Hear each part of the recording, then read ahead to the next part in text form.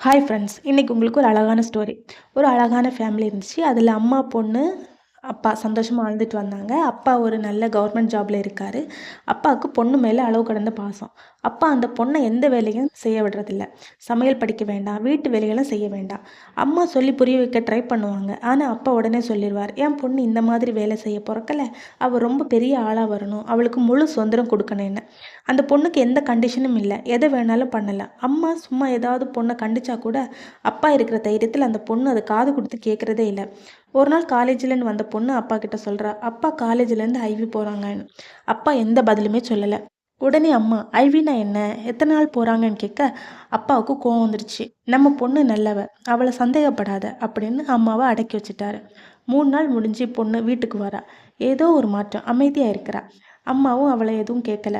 அப்பா வீட்டுக்கு வந்ததும், "ஐவி எப்படி போச்சுன்னு?" கேட்குறாரு. பொண்ணு, "நல்லா போச்சு." அப்படின்னு சொல்றா. "உன் காலேஜ் ப்ரொஃபசர் கால் பண்ணி, உன் பொண்ண எப்படி வளர்த்து வச்சிருக்கேன்னு?" கேட்டாரு. குடிகாரியா இருப்பா போல. ஆம்பள பிள்ளைங்க கூட இப்படி குடிக்க மாட்டாங்கன்னு சொன்னதும் எனக்கு கோவம் வந்துருச்சு.